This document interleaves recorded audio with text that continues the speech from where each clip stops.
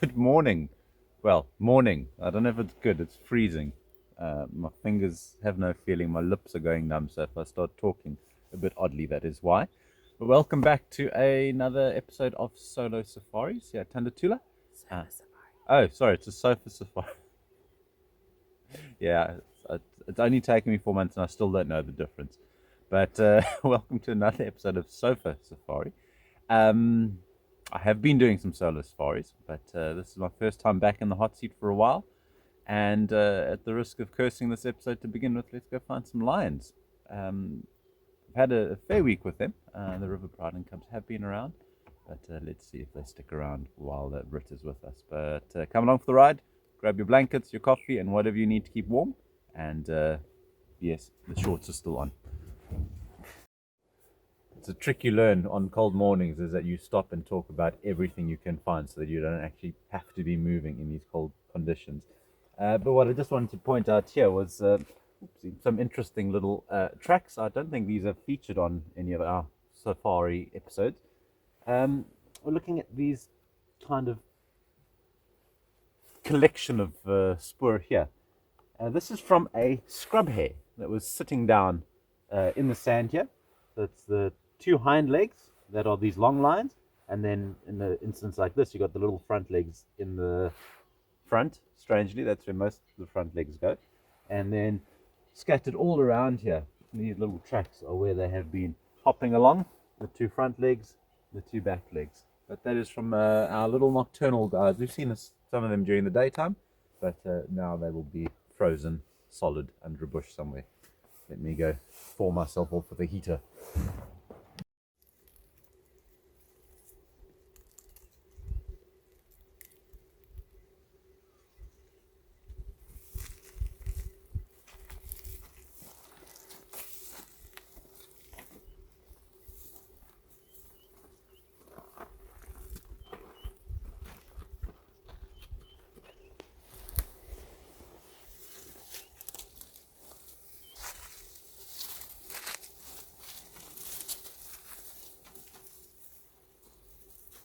It's an elephant.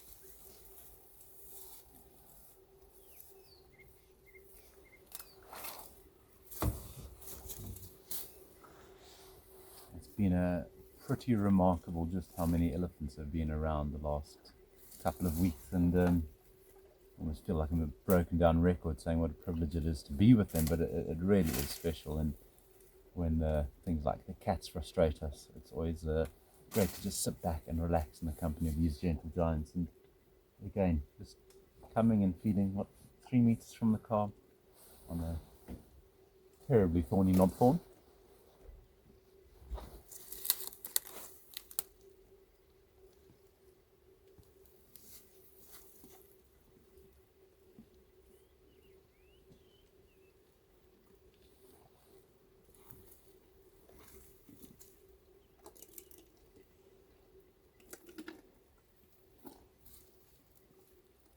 Yeah, those big molars working on the thorns,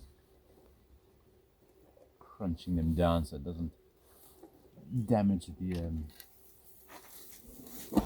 Hello, what's wrong?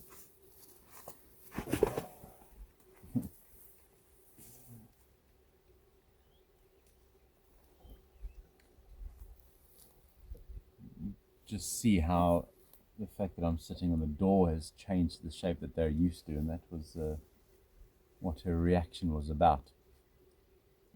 It's something a little bit different from what they see every day. Although exposing myself no more than a tracker does when he sits on the front of the car, but she did react to that.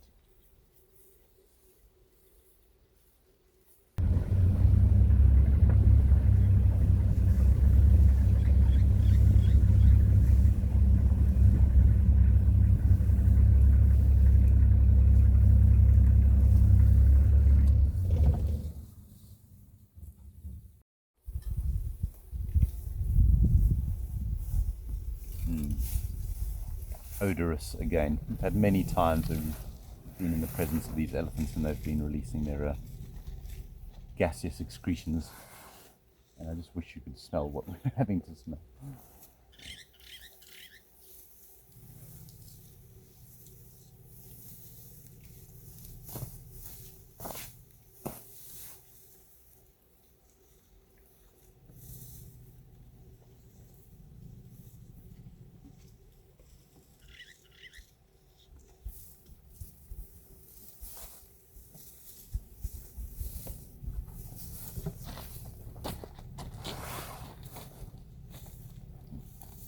still hear the rumbling of that female, the matriarch.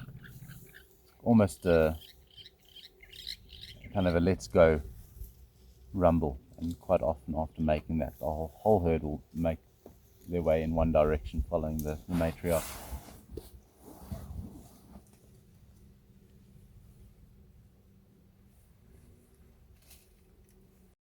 I can potentially see this going quite badly as I try tippy-toe my way around it. As we arrived, there was an elephant that was eating this bush, and I was hoping that they were actually going to come and feed on this one next. But you can see from the broken branches that it is a favorite for elephants, but it's the dread of most of the guides and land managers around here. It's something called a sickle bush, Dicrostachys cinerea. Dicrostachys referring to two. Crow is chroma for the color, and stachys is flower, because they get these beautiful two-colored flowers in the summertime. One of the most standout flowers in the bush. Yellow and pink look like little miniature Chinese lanterns that grow all over here. But for much of the rest of the year, it doesn't get very big. Typically quite thin stemmed trees, but it's very, very hardwood. Great for making tool handles, great for firewood, not so great for vehicle tires, because what this tree has all over it are these spines, which are modified branches. Typically the acacias that the Senegalia and Vacchelias that we have been looking at are modified leaves. I'm just really scared I'm going to stand on one of these things. They're modified leaves. They tend to be a little bit softer, but these are modified branches. So these spines are ridiculously hard, and they will penetrate straight through our 16-ply tires and result in a puncture. Whereas elephants, with their incredibly tough trunks, will come and wrap their trunks around this and shove it down their gut without any ill effect. What they're going for are these rather fine feathery leaves, very similar to the acacias, which means that they are quite nutritious, and the spines are there to try and protect it. Now, I say it's a burden for land managers because this tree has a habit of growing in overgrazed and encroached areas, and where it grows there, it takes over, and it's very, very difficult to eradicate it. It's not as simple as getting rid of the raisin bush that we have here, which has got no thorns, so easy to hack away.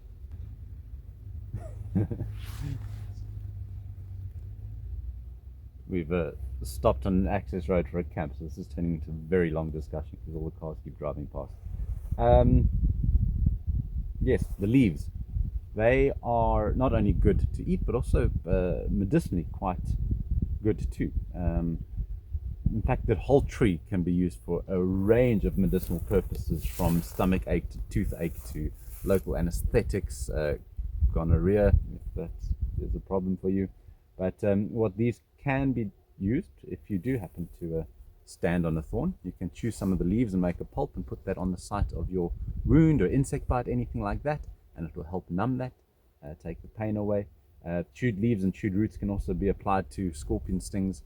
The inner bark also makes quite a good rope that you can then chew it, put it on there, and then use the rope to tie it around and help heal your wound, to take the pain away at least. The inner bark can be chewed for toothache. It's really, chew anything here and you'll probably be fine, as long as it's not the thorn. Chew a thorn, you're going to know all about it. But yeah, that is our sickle bush. Good for elephants, not great for bush encroachment, and not great for Land Cruiser tires. But the elephants do quite enjoy them. Fortunately, in an area like this where it's largely still quite natural, our encroachment from this is very, very minimal. But in other areas, other reserves that used to be cattle farms, this is one of the biggest species that they have to combat before they can get the land productive again, is the sickle bush, Dicrostachys cinerea. Trying to work out when this herd first made appearance on our safaris, because of this very standout cow here with these long straight tusks. We've seen her several times scattered across the reserve.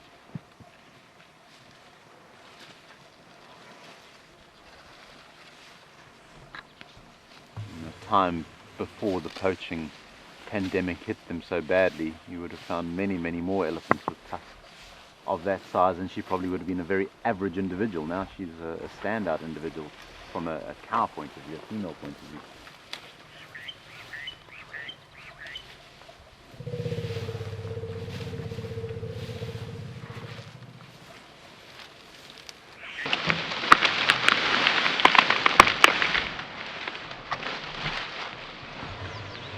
Showing that bush who's box. Dale pointed it out in his episode of Sofa Safari, and I'd actually mentioned it concurrently in one of my solo safaris about knowing that he'd discussed the same thing, but it's worth pointing out again is the fact that even now, we're halfway through July, and these elephants are still consuming a huge amount of grass, which typically in the Kruger National Park doesn't happen. The winter diet of elephants in southern Kruger typically consists of about 90% of their diet coming from trees, the bark, the remaining leaves, the roots, and only about 10% coming from the grass. The grass is normally dry and not very nutritious. But the fact that these herds are seemingly spending more time eating the grasses than they are the trees is just a good indication that there's still, as dry as this grass looks, some nutritional value left in it. And even away from the river there, she's putting that in her mouth, a few green shoots, doing the exact same behavior that Dale saw with that young bull. This cow's just gone and moved that tree away to get to those grasses that nobody else has been able to access beneath them.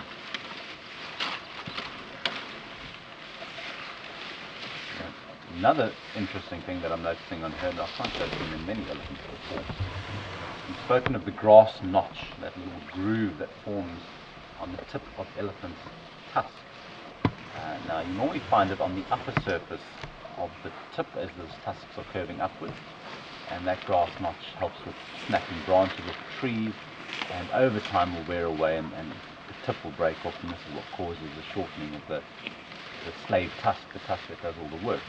But if you look carefully at the tip of her tusk, you'll actually see how having those very straight and almost uncharacteristic tusk shapes, she's had to modify her behavior, and her grass notch is actually forming behind the tusk on the lower surface. So she'll obviously grab a branch in her tusk, and then rather than lifting up at the head and the tusk to break the branch, she'll push down and snap it using the back of her tusk.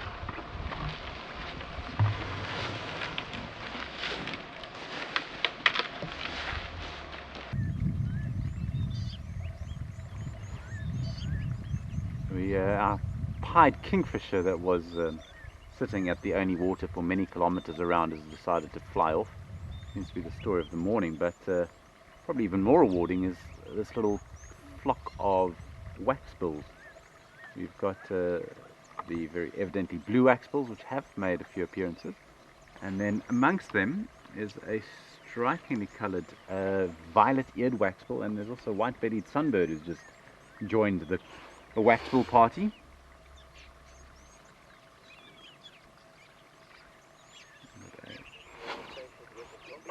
Juvenile Melba finch, too. Right guys, so you might be wondering why I don't look like the pink prawn. It's me, Luke, and I'm back for Sofa Safari. And just to let you all know, we obviously know that Chad had a beautiful elephant sighting just previously in this video.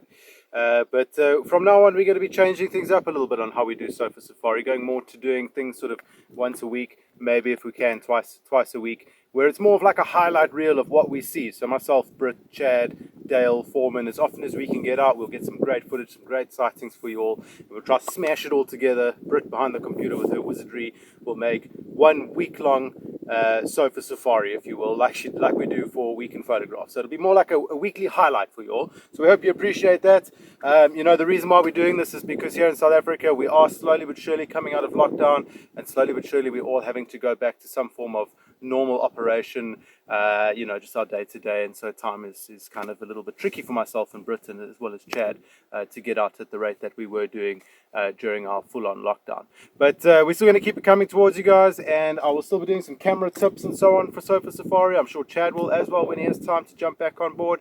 But yeah, I hope you guys enjoy this new format, and hopefully it just gives you a new face to look at every once in a while too, because I'm sure you're getting a bit bored of myself and Chad too much. So hopefully we can ring in Dale inform in a bit more often.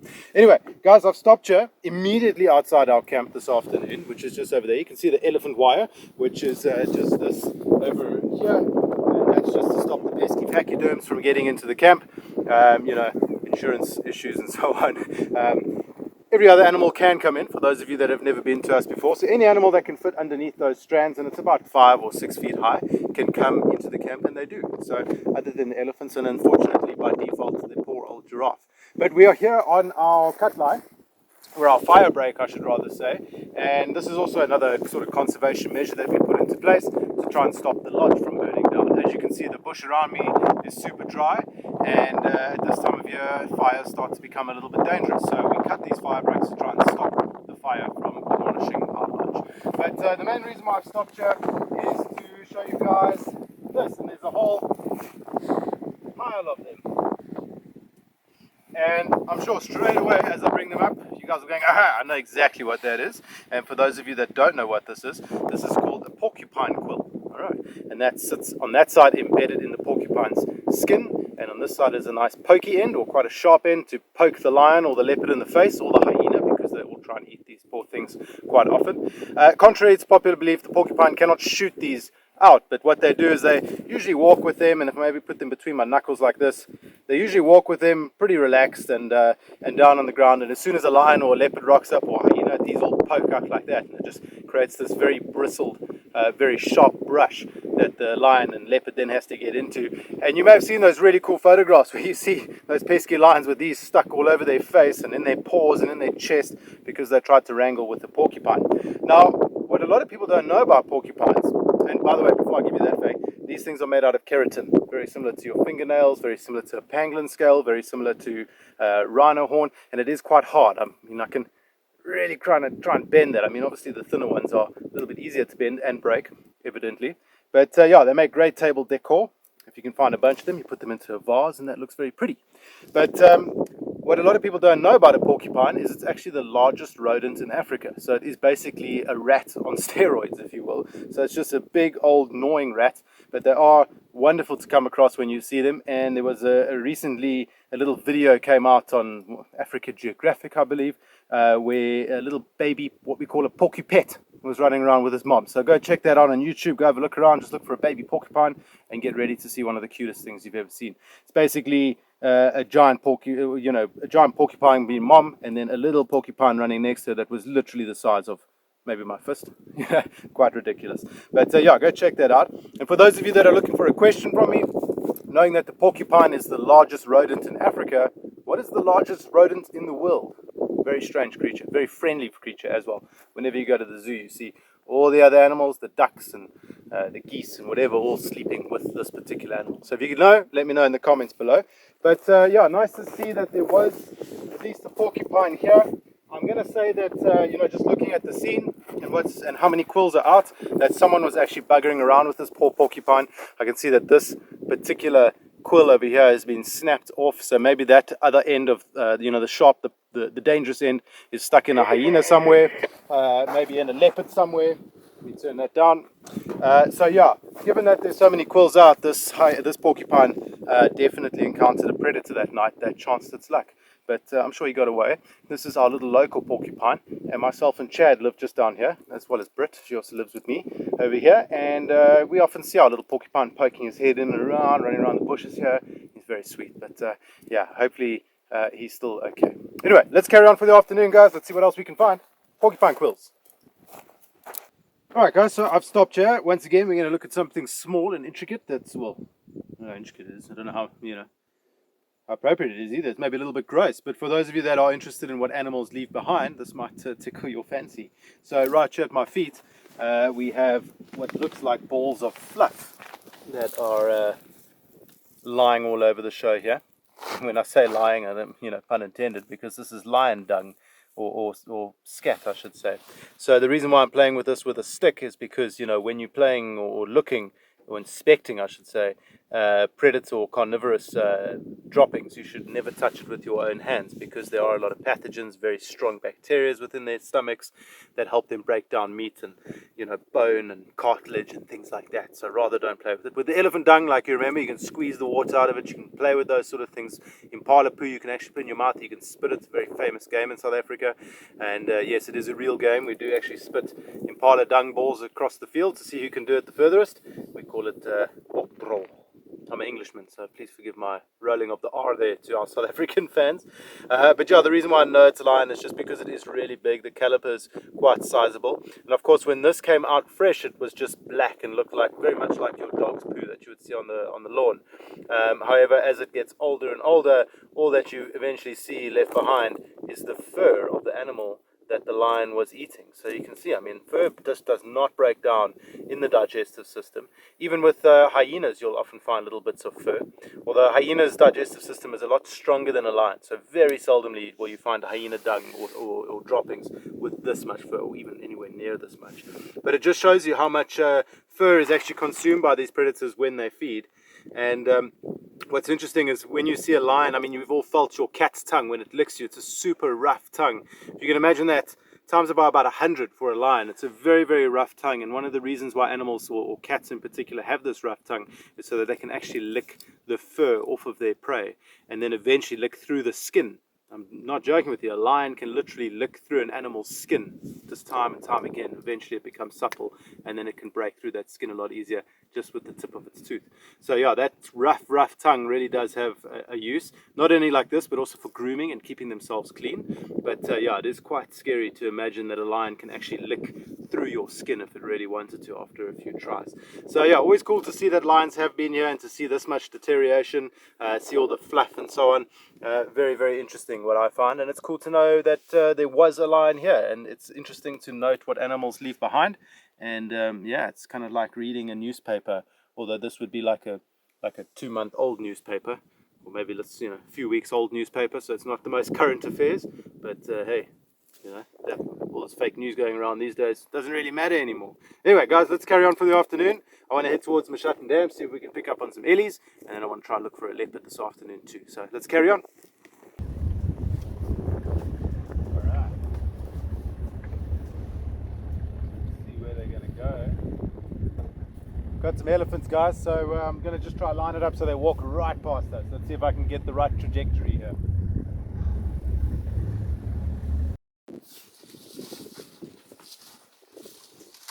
So not quite the right trajectory, but still nice to have them walk by us like that. It's a little bit windy today, as I'm sure you can hear through the microphone, and that can sometimes make elephants feel a little bit spooked out, so they can be a little bit nervous. But I think they're also just quite excited. They're going for a bit of water. It's not maybe going for a bit of water because there is a dam in the direction that they're going now.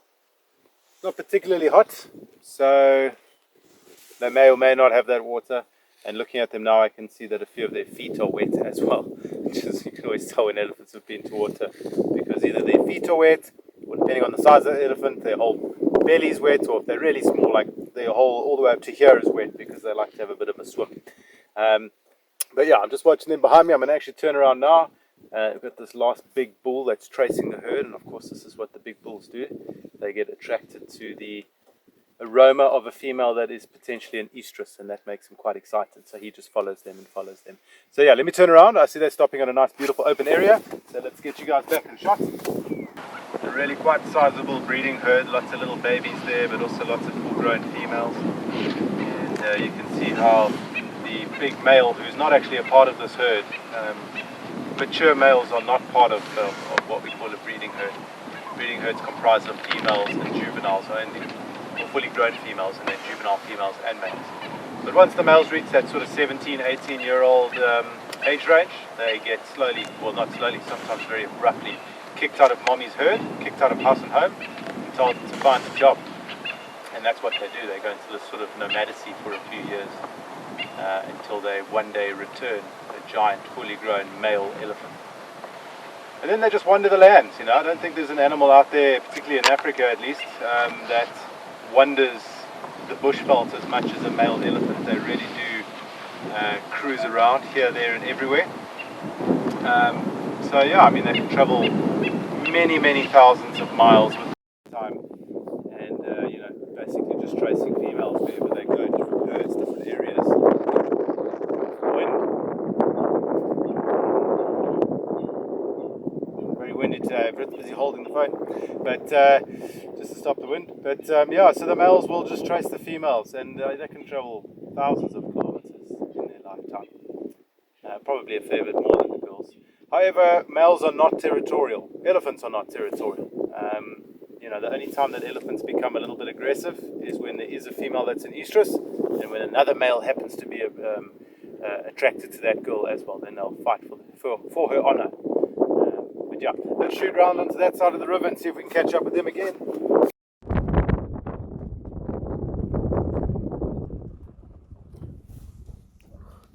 Alright, you on the baby? Yeah, look at him running. Alright folks, so as we saw with the elephants a little bit earlier, the windy conditions does make them quite spooked, and that sort of extends to the kudus and impala. We actually just tried to film a few impala up the road here, and they just sort of wet themselves and ducked in every direction. And this big male kudu, who's now moving behind every available twig and branch you can find, is also a little bit skittish because of the wind and because we're here. And the reason for that is just that animals cannot hear as well as they usually could. They cannot smell as well as they usually can because the smells of all the predators and whatever that are around them are swirling on the wind. And they might not even be able to see as well as they usually can because the dust or the wind might be blowing into their eyes. So it is quite scary. And if you think it's a bit crazy, I'll come put you out here in the heavy wind for a few minutes all by yourself and see how quickly you you start to get a bit scared, because I know I'll get very scared. Now just in front of us, beautiful. I mean, if you have a look, because that big old hairy neck, nice neck beard there. Look at that. It's almost like one of those old curtains that your grandma used to have in her house. But yeah, beautiful spiral horns. They do form part of the spiral horn family of antelopes, which is shared with the bushbuck, the inyala, a couple of others. Eland is another one, the big old eland, which is the largest antelope in the world. Can weigh over a metric ton, which is even bigger than the moose. Right, so we've just happened to pass upon this little red-billed hornbill, and he seems to have caught himself a caterpillar. He's been quite clever about it. If you can see carefully there, he's busy sort of dragging it through the dirt and flopping it around. I'm sure he's just trying to get out those minute little hairs that tend to sting us and hurt us when we or when it tries to eat a caterpillar. I don't know if any of you have ever tried to eat a caterpillar, but I'm sure you did the same thing. But yeah, nice to see, or interesting to see nonetheless. And yeah, forms quite a big part of their diet, eating little insects and grubs that they come upon or come across. Where's he gone? Oh, there he is. Back on the road. I think he still needs a bit of dirt, a bit of sand to try and make this caterpillar not so dangerous for him to eat. It's not the kind of thing you want to swallow and get into your throat, all those stinging hairs and so forth. Right, guys, so we're actually on the way home. It's getting a little bit cold. Ooh. Okay, sweetie. We're on the way home, and yeah, it's getting a bit cold, so the boss at the back was saying let's rather go back. We'll try head out again tomorrow. And as we were just driving slowly down the road, once again eagle-eye Brit, while I was of course looking the other side, Brit was looking on the right side, and she spots a kill hanging in the tree, and that kill's just here behind us at the moment. Looks like a young male or young female impala up there in the tree. So we decided to come in and investigate and have a look around, and it took us a few minutes, as it often does when the sort of what's the word? The culprit is not immediately up the tree. You have to kind of scratch around at the base of the tree, and Bob's your uncle. Here she is, and she's just lying carefully. I mean, we're losing all light at the moment, which is a bit frustrating for me because I'm trying to get a few images together for weekend photos this week for our weekly blog. And of course, as we find a beautiful spotted cat, the light basically disappears. The leopard that I'm thinking that it is a female because we can see teats. and they even look like they've been suckled on a little bit, so possibly she has some cubs. But I think it's Nweti, which would be Nialeti's daughter. So Nialeti is the dominant female in this area, maybe going a little bit further east. And where we actually find Nweti sleeping here at the moment is between Nialeti's territory and Intombi's territory. Now, for those of you that have been to Tandatula a few times, you will know, or in the past, you'll know Intombi and probably Nialeti. At least you've heard about them, or maybe you've seen them. So they do sort of have a bit of a rivalry, but they're pretty peaceful about it. But so Nweti finds herself at the moment sleeping just on that border, probably more so in Ntombi's territory than her mother's, and that's a little bit dodgy for her. But she looks pretty happy. She looks like a happy fat cat. She's got pizza in the fridge, got a comfy pillow to sleep on, and we're going to spend a bit of time with her this evening and see what she gets up to. Maybe she'll go up the tree. We'll try to get a spotlight on her to see what she does. Stick around, folks.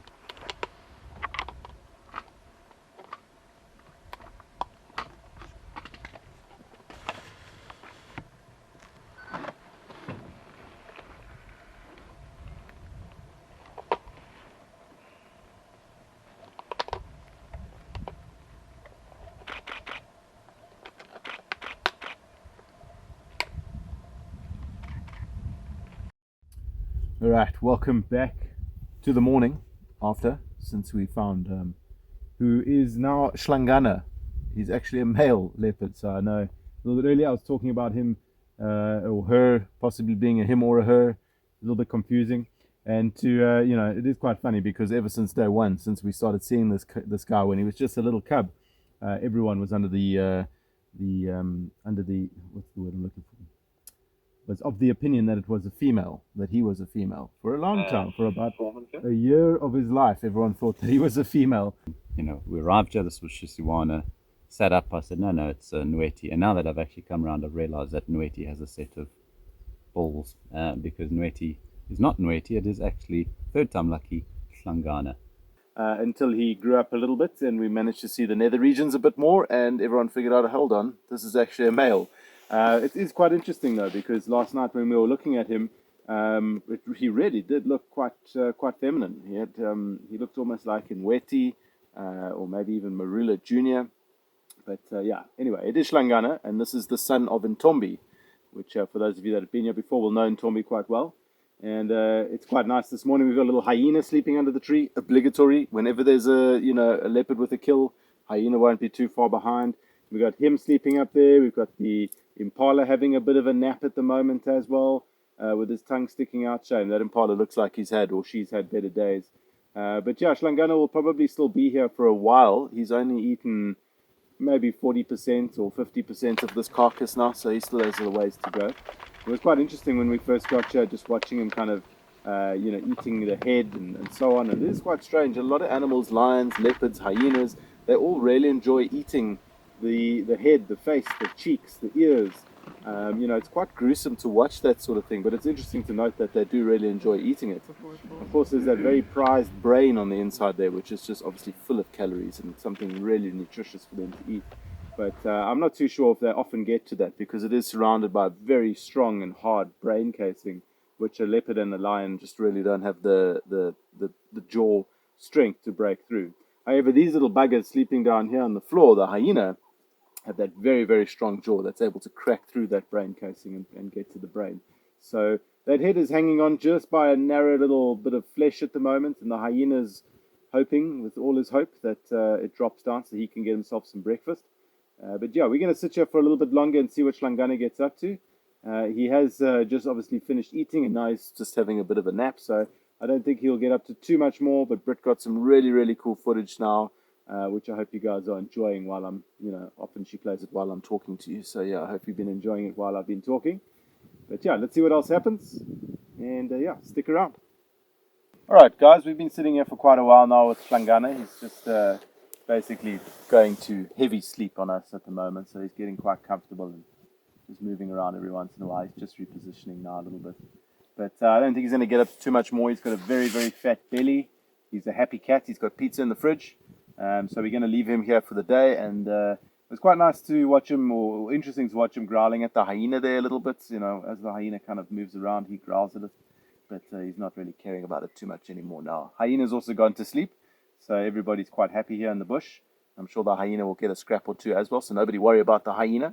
You know, you never see a struggling hyena. So yeah, we're going to head off back to the lodge for the morning, and this will be the sign off for this episode of Sofa Safari. So yeah, please remember, guys, there's a few changes that we're going to be doing for Sofa Safari. It's going to be turning more into like a highlight of the week reel, so more of a Sofa Safari week version as opposed to a full drive focusing on one Sofa Safari. And then for all of you that are interested, please have a look at, we recently launched our Tandatula online shop. So you can access that just by going to our website, tandatula.com, and in the top right-hand corner, you'll see a little shop tab. There you'll find lots of images supplied by myself and Chad. We also do a weekly flash sale where 2 of our images go on sale. There's only 5 copies available of each, so it is a bit of, and it is time sensitive, only once, week to week. So there's limited time and limited copies. So if you want to get involved, go check that out. Otherwise, we have a whole catalog of images you guys can choose. Backgrounds for your smartphones, backgrounds for your computers. And then for those of you that would like to get a little bit more interactive with us, myself and Chad will be doing one-on-one photography, Lightroom lessons, things like that. Nikon focusing, Canon focusing, because, Chad's a wizard with Canon cameras. And then for those of you that are interested in maybe learning a little bit from Chef Ryan and how to cook some of his fancy dishes, you can also check that out there. So just go to the online experiences tab. And we look forward to going one-on-one with you guys through the power of the internet. But until the next one, we'll see you guys soon. Cheers.